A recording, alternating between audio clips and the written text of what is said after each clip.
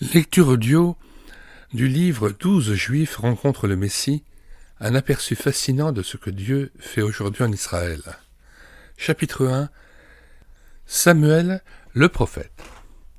Samuel Suran, 45 ans, un des leaders de l'assemblée messianique Keilat Brit à Jérusalem, est assis derrière une table dans la salle de conférence Binyanei Omar, où il expose des tableaux peints par sa femme Pamela. Il a les cheveux roux, un regard joyeux et une bouche souriante encadrée par une barbe rousse qui commence à grisonner dans les coins. Je regarde les tableaux accrochés au mur arrière de la baraque. De beaux tableaux.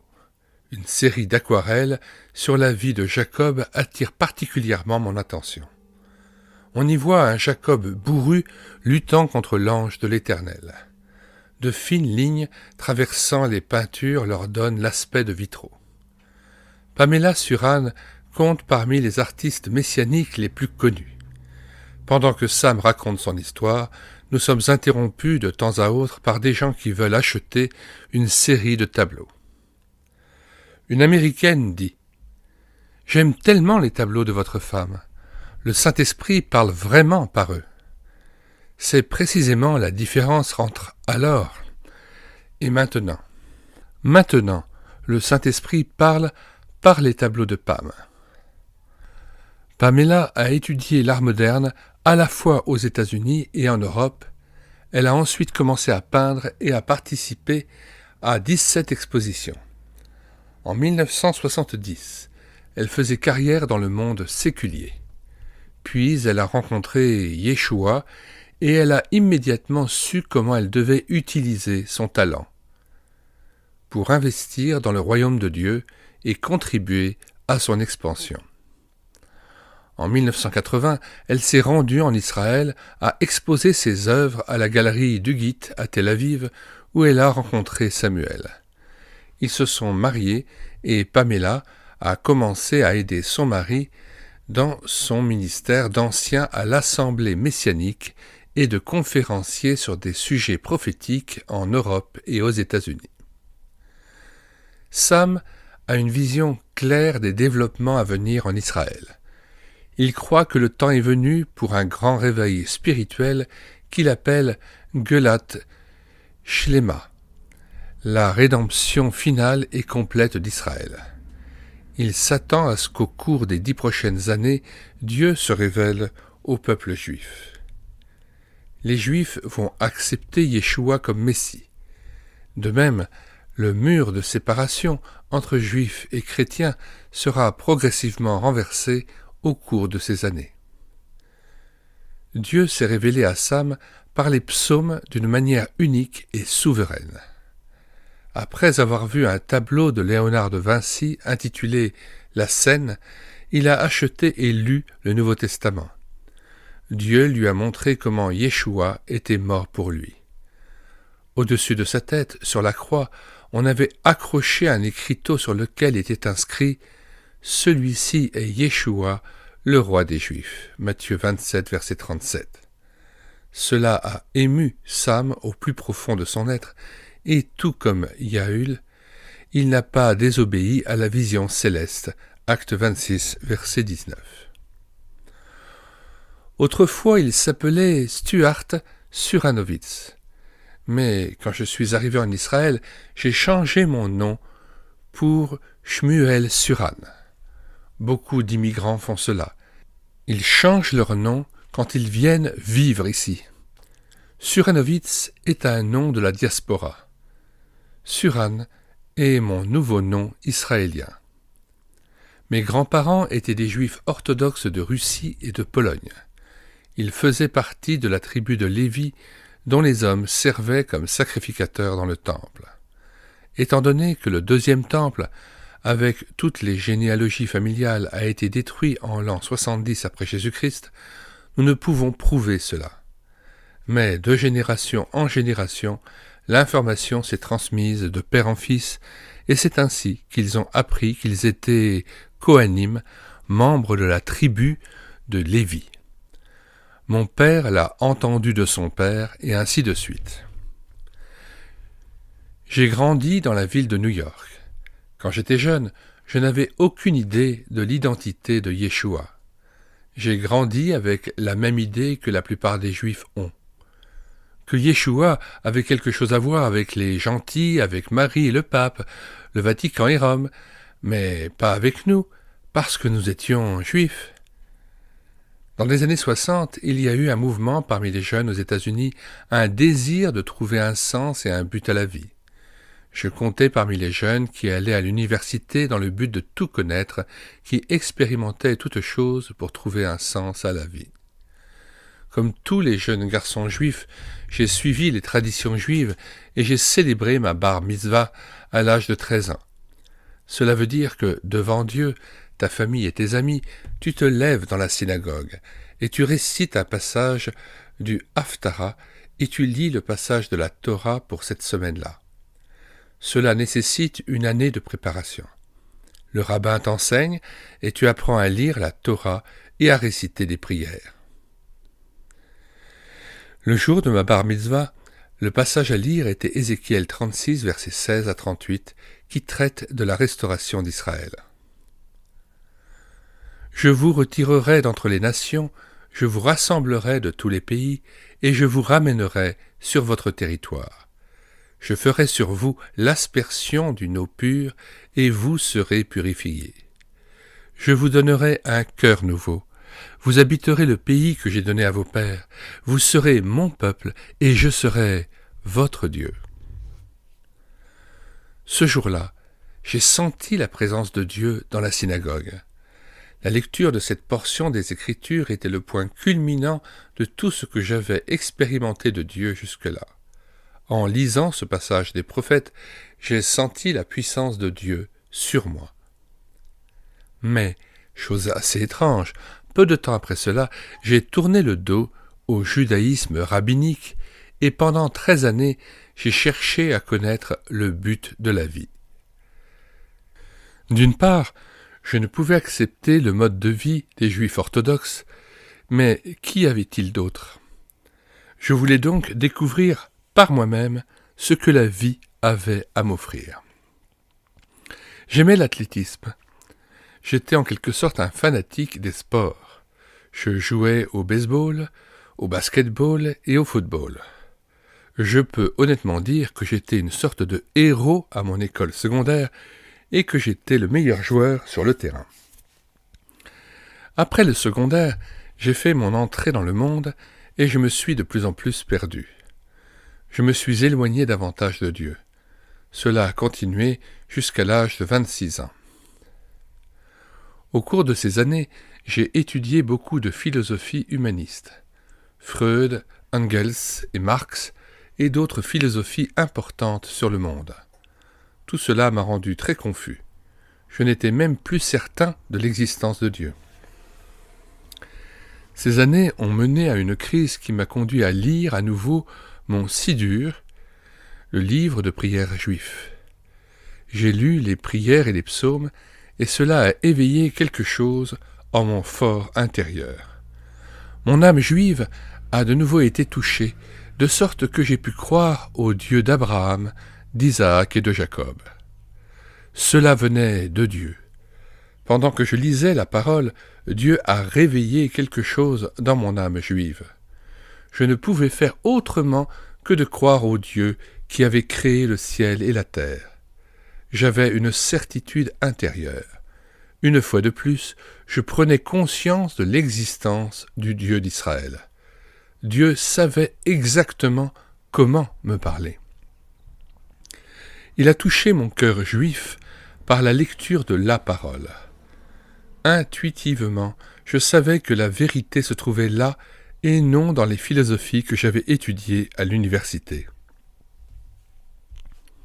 Dans mon cœur, il y avait une lutte qui se livrait entre la lumière et les ténèbres, le bien et le mal, la vérité et le mensonge.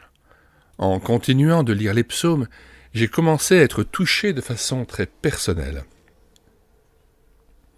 J'ai pris conscience du fait que le roi David parlait de Dieu comme s'il s'agissait de son père. Il semblait avoir une relation personnelle et profonde avec Dieu. Cela m'a touché.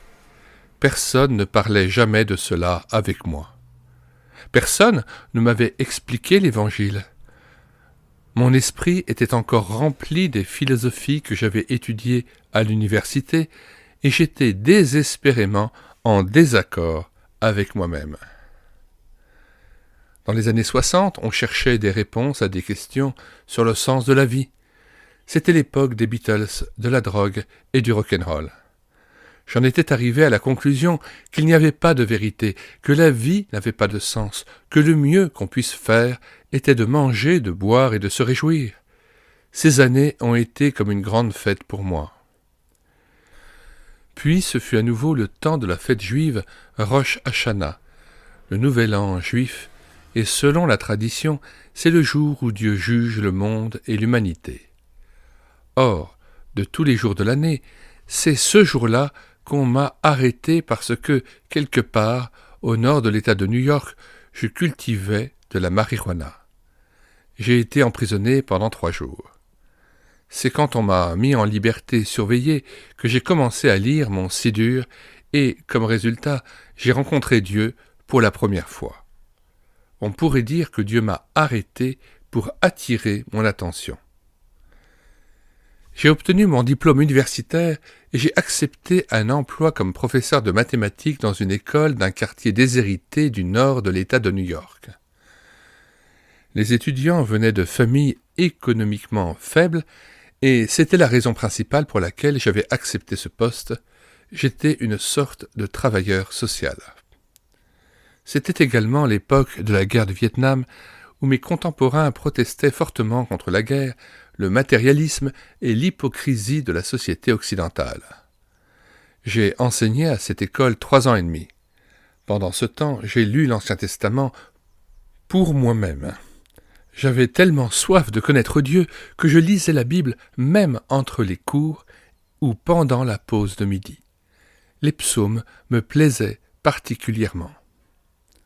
Un jour, alors que j'étais assis dans ma chaise, j'ai lu le psaume 40. Et soudain, quelque chose s'est produit en moi. J'ai lu.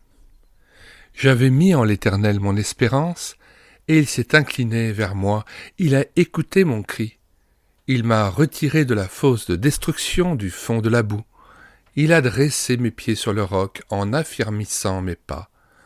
Il a mis dans ma bouche un cantique nouveau, une louange à notre Dieu. Beaucoup le verront et auront de la crainte. Ils se confieront en l'Éternel.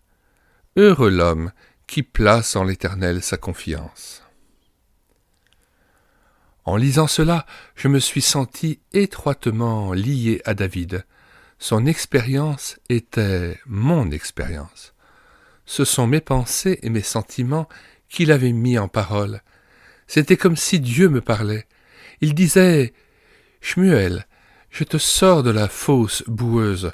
Je vais placer tes pieds sur un roc et je vais te donner un nouveau cantique pour louer Dieu. » Quand je suis arrivé au verset « Heureux l'homme qui place en l'Éternel sa confiance », je n'ai pas compris ce qu'il voulait dire, mais j'étais prêt à faire ce qu'il disait et j'ai décidé de placer ma confiance en Dieu. J'ai ensuite donné ma démission à l'école comme professeur pour commencer une nouvelle vie. Je ne savais pas comment j'allais subvenir à mes propres besoins, je savais seulement que je devais faire confiance à Dieu. Je suis allé rencontrer le directeur de mon école et je lui ai dit que Dieu s'était révélé à moi et que je voulais lui faire confiance sur la base du psaume 40 et que par conséquent je lui remettais ma démission. Il n'a absolument rien compris. En fait, il a pensé que j'avais perdu la tête. Il n'était pas croyant, mais même s'il l'avait été, il aurait probablement encore cru que la folie s'était emparée de moi. Alors, j'ai quitté l'école. Un jour de la semaine suivante, je feuilletais des livres dans une librairie. Il y avait des reproductions de différentes peintures accrochées au mur, et l'une d'entre elles a particulièrement retenu mon attention. C'était la fameuse peinture de Léonard de Vinci, la scène qui illustre Yeshua avec ses disciples célébrant la Pâque. La Pessa avait toujours été la plus sainte des fêtes juives pour moi. toute la famille se réunissait pour célébrer la délivrance de l'esclavage en Égypte. J'avais entendu cette histoire toute ma vie, dès ma plus tendre enfance. Mais je n'arrivais pas à comprendre pourquoi Yeshua et ses disciples célébraient la Pessa. J'étais surpris de voir Yeshua célébrer une fête juive. Je pensais que Yeshua était le Dieu des gentils, qu'il avait quelque chose à voir avec le pape, Marie et le Vatican, mais pas avec le peuple juif. Mais chaque année, aux alentours de Noël, j'entendais des chants magnifiques au sujet de la naissance de Yeshua, et certains d'entre eux me touchaient particulièrement.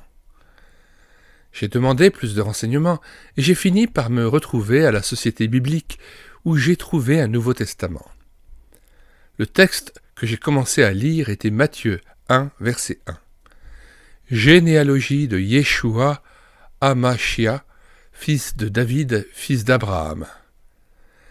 J'étais complètement pris au dépourvu. Dieu a commencé à lever le voile qui couvrait mes yeux, et j'ai vu que Yeshua était un Juif. Il était le fils de David et le fils d'Abraham. C'est ainsi que j'ai commencé à lire l'Évangile selon Matthieu avec un grand intérêt. Je me suis grandement efforcé de mettre de côté toutes mes idées préconçues au sujet de l'identité de Yeshua. Quand j'ai lu le passage qui parle de la naissance miraculeuse de Yeshua et du fait que Dieu a instruit Joseph pour qu'il lui donne le nom Emmanuel, qui signifie Dieu avec nous, j'ai vu le lien entre l'Ancien et le Nouveau Testament. Cela a éveillé davantage mon intérêt. J'ai été profondément touché quand j'ai lu ce que Matthieu disait plus loin au sujet de la vie de Yeshua et de son ministère parmi le peuple juif. Il prêchait dans les synagogues, et il allait guérissant les malades, purifiant les lépreux et ressuscitant les morts. J'étais ému par sa compassion pour les gens dans le besoin et étonné par son enseignement. Quand je suis arrivé à la description de la célébration de la Pessa ou la Cène, je me suis vraiment demandé « Qui est ce Yeshua ?» La réponse m'a été donnée un peu plus loin dans l'Évangile selon Matthieu, quand Yeshua a été crucifié et qu'un écriteau a été accroché au-dessus de lui, disant « Celui-ci est Yeshua, le roi des Juifs » Matthieu 27, verset 37. En lisant cela, j'ai été profondément ému et j'ai déposé le Nouveau Testament. Je me suis alors demandé « Pourquoi l'appelle-t-il Yeshua, le roi des Juifs ?» Et non, celui-ci est Yeshua, le faux prophète, ou le faux messie, ou le blasphémateur, ou n'importe laquelle des accusations qu'on avait portées contre lui. Pourquoi le roi des Juifs ? J'ai commencé à lutter contre Dieu sur cette question. Qui est ce Yeshua et que signifie roi des Juifs ? Le tableau de Yeshua cloué à la croix, saignant, souffrant et mourant, avec cet écriteau au-dessus de la tête, celui-ci est Yeshua, roi des Juifs, ne me quittez pas. Lentement, le voile s'est levé sur mon esprit, et soudain j'ai reconnu Yeshua comme mon roi, le roi des Juifs. J'ai fondu en larmes et pleuré à gros sanglots. Je n'arrivais plus à me maîtriser. Cette révélation m'a complètement renversé. C'est à ce moment-là que je suis né de nouveau. Tout comme avec la naissance d'un bébé, cela s'est produit avec douleur, larmes et émotion. J'ai pleuré amèrement pendant une demi-heure. Quand je suis arrivé à me maîtriser, j'ai continué de lire l'Évangile selon Matthieu jusqu'au récit, à ma joie indicible, de la résurrection d'entre les morts de Yeshua. Je n'en savais rien, c'était complètement nouveau pour moi. J'ai lu que l'ange du Seigneur est descendu du ciel et a dit à Marie de Magdala au tombeau « Je sais que vous cherchez Yeshua, il n'est pas ici. En effet, il est ressuscité comme il l'avait dit. » Matthieu 28, verset 5. J'étais tellement content que je me suis mis à danser dans ma chambre. Il n'était pas seulement mort, mais il était ressuscité. Je ne pouvais rien faire d'autre que de donner ma vie entière à Yeshua. C'est à ce moment-là que je suis devenu son disciple. Je n'ai eu aucun contact avec qui que ce soit d'autre. Je ne savais même pas s'il y avait d'autres juifs qui avaient vécu une telle expérience. Je croyais que j'étais le seul juif à croire en Jésus. Pendant une année complète, j'ai gardé cet incident pour moi.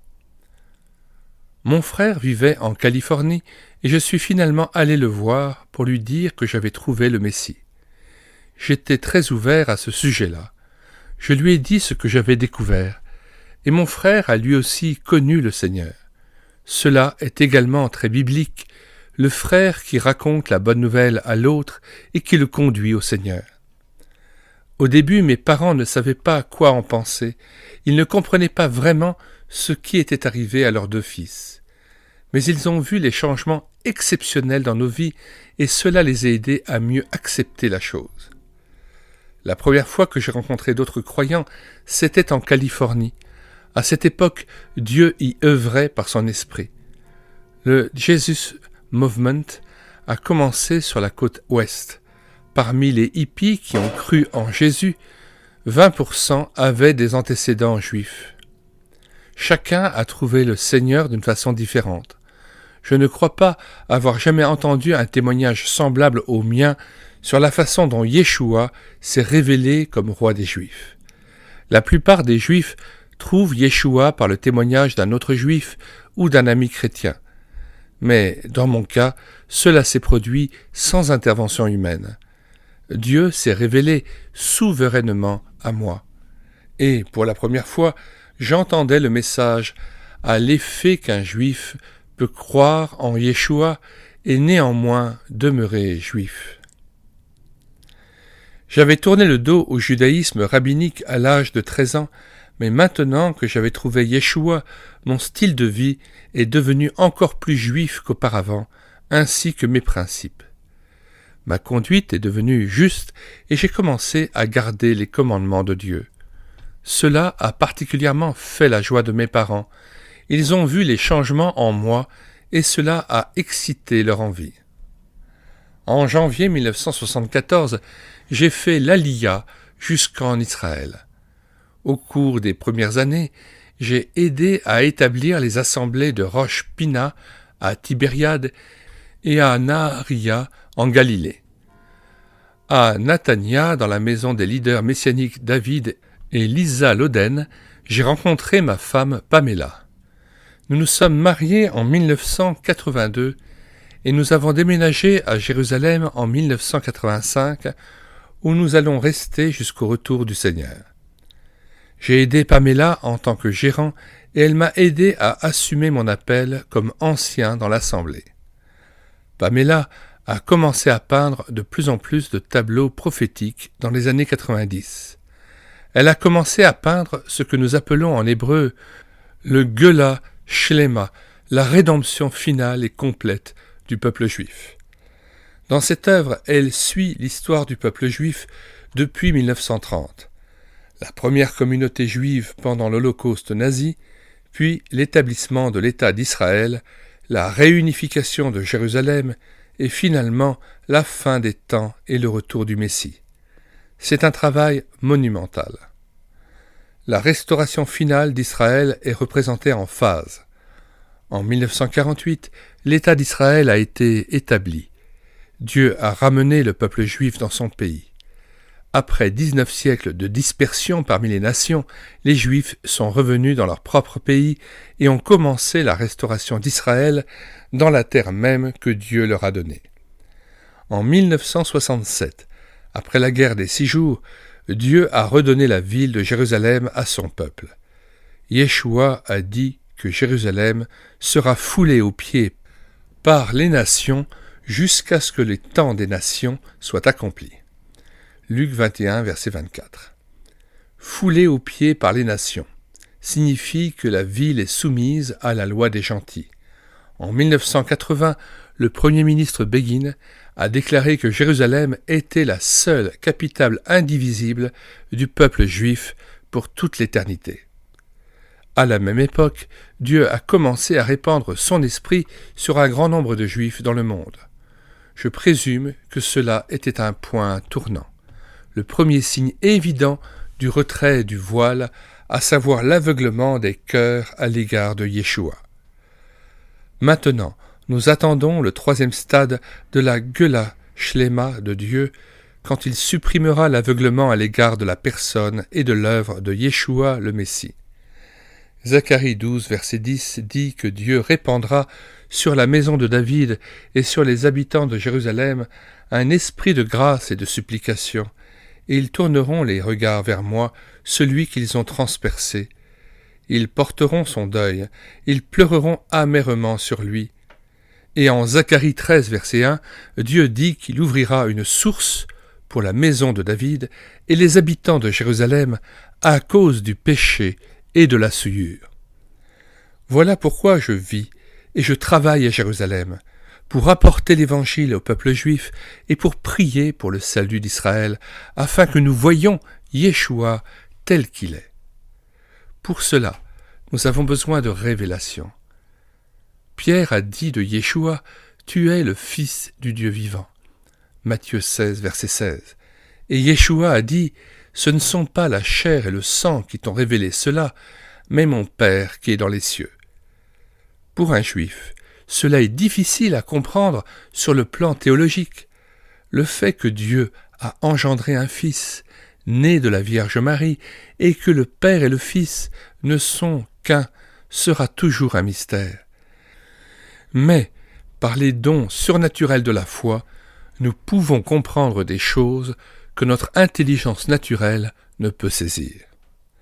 C'est particulièrement difficile pour nous Juifs, qui avons le schéma Yisraël, Adonai Elohénu, Adonai Echad, de comprendre qu'il y a un Père, un Fils et un Saint-Esprit. Nous ne pouvons le comprendre. Nous devons ouvrir nos cœurs à la révélation. Dieu est en train de lever le voile de l'incrédulité sur le peuple juif. Jamais auparavant dans l'histoire y a-t-il eu autant de livres écrits sur Yeshua, ni de juifs qui ont dit autant de choses positives à son sujet. Il est également l'objet de nombreuses réflexions dans les milieux orthodoxes, de même que dans les milieux séculiers. On dit qu'il était un grand juif, un grand rabbin, et on va même jusqu'à dire qu'il était un grand prophète. Le reconnaître comme le Messie juif est la prochaine étape dans le cheminement spirituel. Quand il reviendra, et que ses pieds reposeront sur le mont des Oliviers, alors seulement le connaîtrons-nous tel qu'il est. Pour moi, Yeshua n'est pas seulement le Fils de Dieu, il est absolument tout ce que le Nouveau Testament nous dit qu'il est. Il est mon Seigneur et mon Sauveur, mon Roi et mon Rédempteur, mon époux et mon Dieu. En tant que Juifs messianiques, nous considérons que notre appel consiste à développer un style de vie authentiquement juif. C'est un processus continu qui va combattre les accusations portées au fil des ans contre les Juifs qui croient en Yeshua, à l'effet qu'ils ne se comportent plus comme des Juifs et, en fait, ne sont plus Juifs du tout parce qu'ils se sont convertis à une autre religion. Il nous faut développer un style de vie juif authentiquement messianique. Il nous faut implanter des assemblées messianiques à travers tout le pays et découvrir notre identité propre et véritable. Ce processus a commencé en 1967 et nous avons encore beaucoup à apprendre. Mais nous commençons à découvrir nos racines juives messianiques et nous revenons au premier siècle pour découvrir qui nous sommes véritablement. Les réactions à tout cela ont été nombreuses et variées. Certains juifs orthodoxes, qui sont aveuglés par leurs propres préjugés, ne nous considèrent plus comme des juifs. Même si nous gardions la loi de Moïse avec la plus grande rigueur possible, ils nous rejetteraient encore comme juifs. Toutefois, les juifs séculiers et même les juifs athées nous considèrent encore comme des juifs. Cela leur importe peu que nous gardions la loi de Moïse ou non. Je crois réellement que nous vivons à l'époque où l'aveuglement spirituel du peuple juif va disparaître. C'est la prochaine étape et la plus importante dans le plan de Dieu pour Israël. Au cours des 10 dernières années, tant de choses ont changé. Une nouvelle génération est apparue. La nouvelle génération des Sabras est maintenant constituée d'adultes. La génération des Ben Gurion, Golda Meir et Menachem Begin est morte et elle a été remplacée par les Sabras, jeunes juifs israéliens qui ont grandi dans ce pays. Ils sont moins résistants à l'Évangile. La génération qui a survécu à l'Holocauste et qui est revenue dans ce pays y est arrivée avec des blessures profondes et une grande incrédulité. Mais ces enfants ont grandi dans ce pays et ils voient les choses différemment. Et cette jeune génération traverse les mêmes étapes de développement que les jeunes d'autres parties du monde. La drogue, la musique alternative, la quête de vérité, l'opposition au militarisme. Ces problèmes universels des jeunes s'infiltrent aussi ici. Je les ai également connus et j'en suis sorti croyant. Alléluia. Alors, j'attends une grande récolte au cours des 10 prochaines années. Je crois réellement que les Juifs messianiques forment un pont entre les chrétiens et le peuple juif. C'est un développement important dans l'histoire d'Israël. Les chrétiens ont une responsabilité spéciale, celle de prier pour Israël et de soutenir les assemblées messianiques. Et les Juifs messianiques sont les ceps naturels qui seront greffés selon leur nature sur leur propre olivier, selon Romains chapitre 11, verset 24. J'aimerais dire aux Juifs qui lisent ceci et qui n'ont pas encore trouvé Yeshua, Hamashia, que nous devons mettre de côté toutes nos idées préconçues et tous nos préjugés sur l'identité de Yeshua. Nous devons également mettre de côté l'histoire de l'Église pour un instant et revenir à l'époque qui a précédé la destruction du deuxième temple. La question qui se pose est la suivante. Pourquoi le deuxième temple a-t-il été détruit et pourquoi Yeshua a-t-il été rendu presque méconnaissable dans l'histoire juive ? La seule façon de découvrir qui est Yeshua, c'est de lire le Nouveau Testament pour nous-mêmes, même si c'est la première fois de notre vie. La plus grande question, ce n'est pas « qui est juif ?», mais « qui est Yeshua de Nazareth ?» Nous sommes parvenus à une phase historique importante. Chacun est enthousiaste à cause de l'exode des Juifs russes, et cela est bien entendu un grand événement dans notre histoire. Mais le but véritable de Dieu pour les derniers jours, c'est la restauration spirituelle d'Israël, la rédemption finale du peuple juif. Cela avec le renversement du mur de séparation entre juifs et chrétiens est le plus cher désir de Dieu. Son plan pour Israël, c'est qu'il devienne encore une fois une lumière des nations et un royaume de sacrificateurs. Alors, nous pourrons accomplir notre appel messianique et représenter Dieu auprès du reste des nations sur la terre. Alors, de Sion sortira la loi et de Jérusalem la parole de l'Éternel. Michée 4, verset 2. Et les nations viendront chaque année à Jérusalem pour adorer le Seigneur. Zacharie 14, verset 16. En ce jour-là, tout Israël sera sauvé. Romains chapitre 11, verset 26. Fin du chapitre 1 de cet ouvrage « 12 Juifs rencontrent le Messie » de Ben Ukenjik. Le prochain chapitre que nous lirons s'appellera « Elanan, l'artiste ». Nous mettons dans les commentaires de cette vidéo non seulement le lien de téléchargement gratuit de cet ouvrage de Ben Ukenjik. Le téléchargement se fera à partir du site internet médiathèquechrétienne.fr, site que nous avons bâti en synergie avec cette chaîne YouTube Elle écoutait sa parole, afin d'assurer la réédition numérique gratuite des ouvrages chrétiens épuisés et non réédités. Nous mettons, en plus du lien de téléchargement gratuit de cet ouvrage, le lien vers l'audiobook de cet ouvrage, la playlist de l'audiobook de cet ouvrage, et puis, surtout, le lien vers la playlist Juifs et chrétiens en débat. Il s'agit de la présentation d'une vingtaine d'ouvrages, tous disponibles en téléchargement gratuit sur le site internet médiathèquechrétienne.fr. Le téléchargement des ouvrages peut se faire soit à partir des commentaires de la vidéo de présentation de chacun des ouvrages, soit en se rendant directement sur le site médiathèquechrétienne.fr, vous cliquez sur Livres à télécharger et vous faites une recherche par ordre alphabétique d'auteur. Par exemple, pour Ben Ukedjik, vous cherchez à H, vous voyez tous les noms d'auteurs avec un H au niveau de l'initiale de leur nom de famille, et après vous avez toutes les œuvres de ce même auteur qui s'affichent. Vous cliquez sur Lire, écouter, télécharger, et là vous choisissez de télécharger l'ouvrage en Word ou en PDF, ou d'écouter tout simplement l'audiobook sur YouTube. Nous mettons dans les commentaires de cette vidéo le lien de téléchargement gratuit de cet ouvrage. Le téléchargement se fera à partir du site internet médiathèquechrétienne.fr, site que j'ai bâti en synergie avec cette chaîne YouTube Elle écoutait sa parole, afin d'assurer la réédition numérique des ouvrages chrétiens épuisés et non réédités.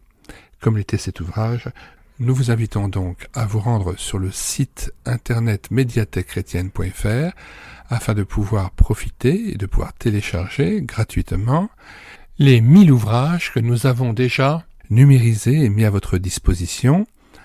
Il n'est nul besoin de s'inscrire, vous pouvez directement accéder à partir de la page d'accueil à l'onglet Livres et là regarder les dizaines d'auteurs et les centaines d'ouvrages qui sont déjà disponibles en téléchargement gratuit. Si vous voulez connaître les différents ouvrages que nous numérisons tous les jours et présentons sur cette chaîne YouTube Elle écoutait sa parole, les audiobooks que nous prenons en charge, les albums ou BD que nous lisons avec caméra de document, mais aussi les cantiques que nous mettons en parole, afin de nourrir votre louange individuelle ou en assemblée, abonnez-vous à cette chaîne YouTube Elle écoutait sa parole. Nous vous disons au revoir et à bientôt.